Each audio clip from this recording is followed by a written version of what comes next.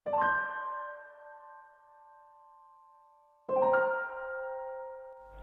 sih basis mode keberagamaannya Siti Jenar?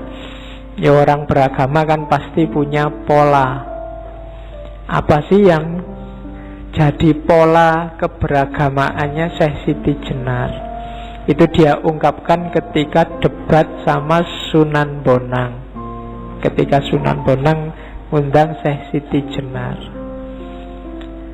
Jadi modusnya apa?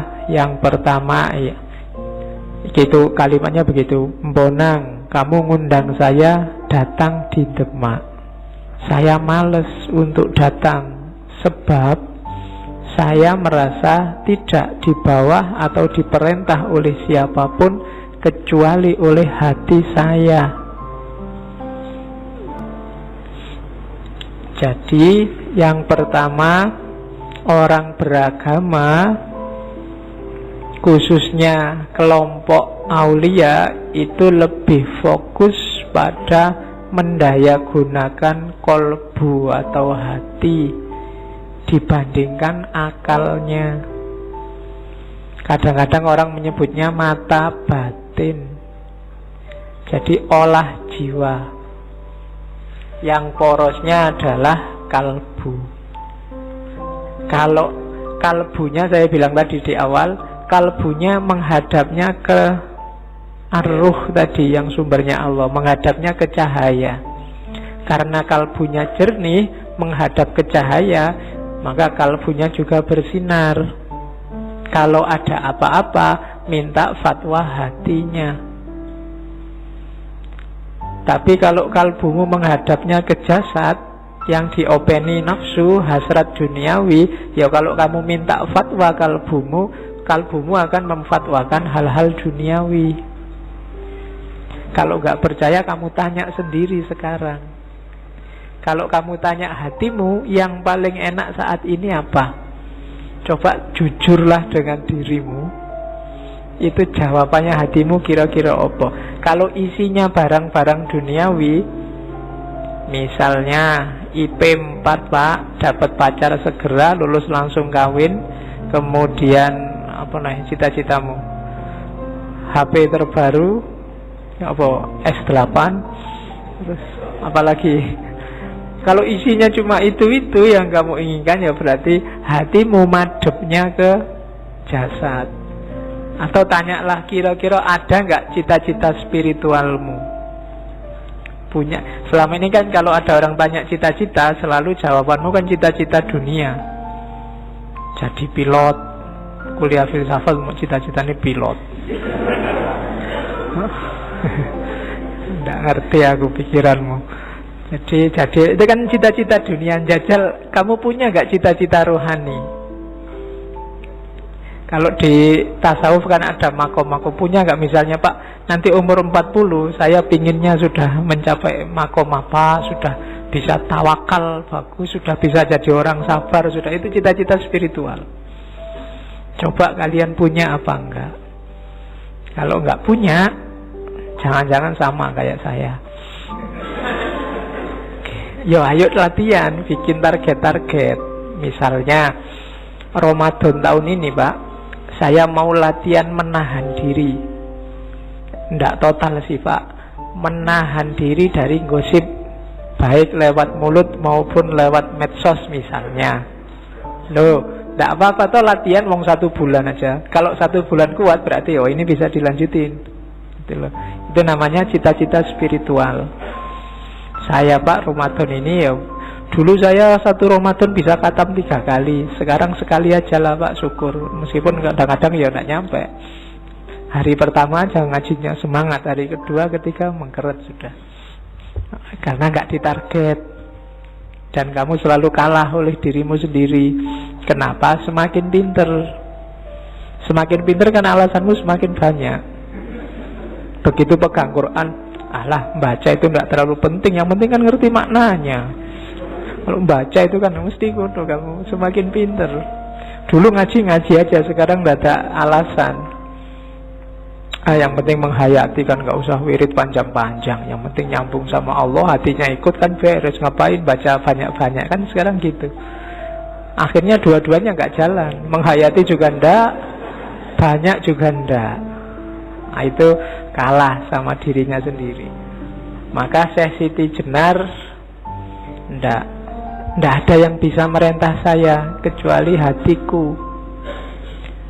Diperintah oleh siapapun, kalau hatimu nggak berkenan, perbuatanmu nggak bernilai. Kenapa? Karena pasti karena tidak ikhlas, tidak sukarela.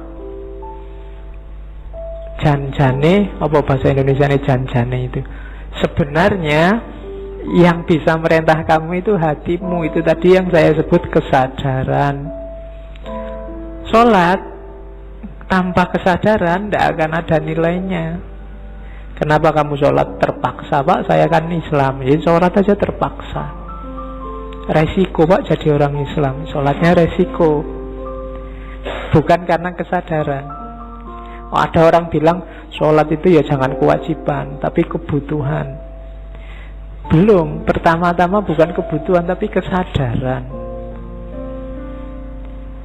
Kesadaran itu berarti hatimu seneng diperintah, condong, dan rela. Kalau kebutuhan itu kadang-kadang tidak rela ya, karena butuh aja. Tapi kalau hatinya rela, itu tidak butuh pun mau, tidak ada manfaatnya pun ayo, tidak masalah. Itu berarti rela. Terus perintah hati itu yang saya turutinya. Selain itu tidak ada yang saya patuhi perintahnya. Bukankah kita sesama mayat? Mengapa seseorang memerintah orang lain? Manusia itu sama satu dengan yang lain, sama-sama tidak mengetahui siapa yang sukma itu. Yang disembah itu hanya namanya saja. Meskipun demikian, ia bersikap sombong dan merasa berkuasa memerintah sesama bangkai. Ini kayak Syekh Siti Jenar. Dulu saya bilang Syekh Siti Jenar itu dibalik. Hidup yang sejati itu besok. Hari ini itu kematian, kesengsaraan dan kematian. Mungkin bisa dibandingkan dengan filsafatnya Buddhisme. Jadi hidup itu isinya penuh kesulitan, kesengsaraan dan kematian. Tidak masalah, asal dicermati benar. Hidup yang akan datang harus benar-benar hidup. Kalau hidup yang akan datang tidak benar-benar hidup, kita rugi luar biasa. Wong hidup sekarang sudah sengsara, besok kok ya sengsara lagi. Itu kan rugi namanya. Tapi kan di dunia sudah kaya Pak, sudah duitnya banyak Pak, istrinya cantik Pak. Jangan dikira emangnya harta banyak terus enak, istri cantik terus enak. Ya mungkin dibandingkan yang istri jelek, tapi tetap banyak sumpeknya. Ya dibandingkan yang tidak punya duit, yang banyak duit mungkin ada enaknya, tapi banyak juga tidak ada enak yang sempurna, enak yang tuntas di dunia ini. Sifatnya semua temporer. Barang enak apapun ada limitnya. Jadi semua yang ada di dunia ini limited edition. Tidak ada yang full. Apa wis kamu suka apa wis? Suka kopi, mbok sak panu itu minuman semua. Kalau suka kopi paling dapat 3 gelas kamu sudah muntah, dapat 5 gelas kamu sudah teler meskipun hanya kopi. Jadi tidak enak, kurang tidak enak, lebih tidak enak. Itulah hidup hari ini, serba terbatas. Jadi kita ini kayak bangkai katanya Syekh Siti Jenar. Wong kita sesama mayat kok berani-beraninya saling merintah. Kita ini levelnya sama katanya Siti Jenar. Mbok ndak usah merintah-merintah gitu, itu kan memarahi Sunan Bonang. Mbok kita kerja sama saja, saling belajar. Wong kita itu ngaku nyembah-nyembah Tuhan, bela-bela Tuhan, mengagungkan Tuhan, Tuhannya sendiri kita ndak kenal.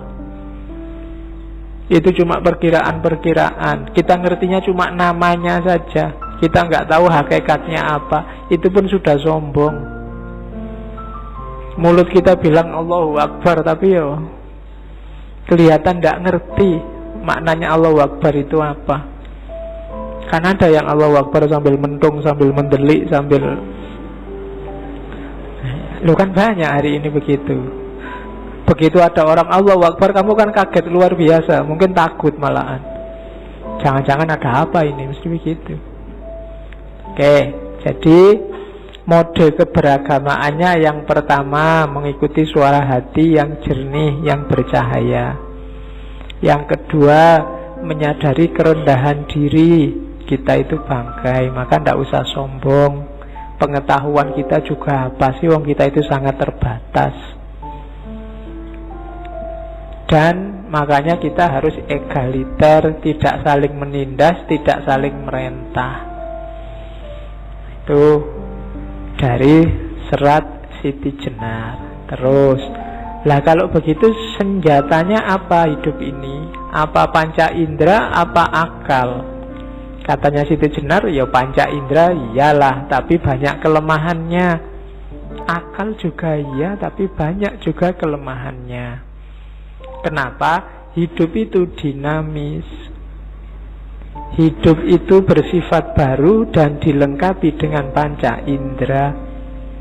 Panca indera ini merupakan barang pinjaman yang jika sudah diminta oleh yang punya akan menjadi tanah dan membusuk, hancur lebur, bersifat najis. Oleh karena itu panca indera tidak dapat dipakai sebagai pedoman. Yang kamu lihat hari ini cakep, percayalah tidak akan bertahan lama. 20, 30, 40 tahun lagi insya Allah sudah selesai cakepnya. Yang kamu lihat hari ini indah juga tidak akan tahan lama. Semuanya ada batasnya. Telinga juga begitu. Sekuat-kuatnya pendengaranmu, ya, pada titik tertentu akan berkurang fungsinya. Gigi, hidung, ya kan, gigimu mungkin kamu masih muda, giginya masih kuat-kuat, sebentar lagi goyang satu demi satu. Sekarang masih kuat makan daging, besok cuma kuatnya makan agar-agar. Kenapa? Giginya mulai rontok. Dulu waktu kamu pramukaan zaman aliyah, zaman sanawiyah, jalan berkilo-kilo santai ketawa-ketawa. Sekarang naik sepeda ontel dari sini sampai UIN sana sudah tobat-tobat. Kenapa? Ya diakui aja sudah yang namanya jasmani panca indera itu semakin susut kekuatannya. Terus lah kalau akal gimana? Demikian pula budi, pikiran, angan-angan dan kesadaran yang berasal panca indera tidak dapat dipakai pegangan hidup karena tadi ya tidak abadi. Akal juga begitu. Akal dapat menjadi gila, sedih, bingung, lupa, tidak jujur. Akal itu pula yang siang malam mengajak dengki, bahkan merusak kebahagiaan orang lain. Dengki dapat pula menuju perbuatan jahat, menimbulkan kesombongan, untuk akhirnya jatuh dalam lembah kenistaan, sehingga menodai nama dan citranya. Kalau sudah sampai sedemikian jauhnya, baru orang menyesalkan perbuatannya. Akal juga begitu. Kalau madepnya ke duniawi yang jasad materi tadi, hasilnya burem-burem semua, hasilnya akal itu. Kalau ada orang iri, dengki, ngamuk, marah, itu semua karena madepnya ke sana. Akal ya sering keliru. Dianggapnya A ternyata B, diramalkan A ternyata B. Jadi akal sering keliru, panca indera juga sering keliru. Jadi dua-duanya kita pakai dalam hidup, wong itu sunatullah. Tapi tidak boleh terlalu disandari. Masing-masing punya batas. Saya selalu bilang kita punya banyak sekali fakultas pemahaman, cuma yang biasa kita pakai hanya dua ini, panca indera sama akal. Padahal kita masih punya nurani.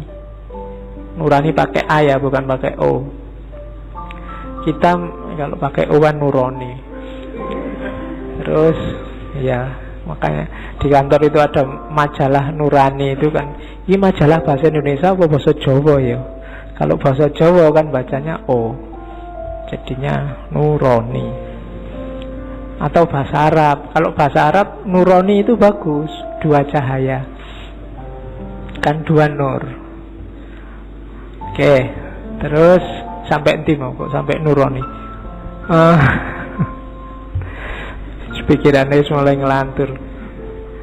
Jadi akal tidak bisa disandari, panca indera nggak bisa disandari. Kita punya naluri, kita punya nurani, kita punya intuisi, kita punya imajinasi loh, masih banyak. Sayangnya kita tidak peka, kita nggak canggih mendaya gunakannya. Itu yang bikin kita sering keliru-keliru membaca realitas. Membaca Ahok itu harusnya pakai panca indera, pakai akal, pakai nurani, pakai naluri, pakai nas apa pakai apa. Membaca HTI itu yang sekarang ruwet itu harusnya pakai hukum apa pakai akal, apa pakai nurani, apa pakai naluri, apa pakai intuisi, apa nunggu ilham dulu dan seterusnya. Kita tidak canggih di bidang itu. Jadi itu yang dikritik oleh Siti Jenar. Batin kita gelap karena sandarannya hanya panca indera sama akal yang orientasinya ke materi. Jadi ada 2 dasar hidup dengan berfatwa, menunggu fatwanya hati, dan tidak terlalu bersandar pada panca indera dan akal.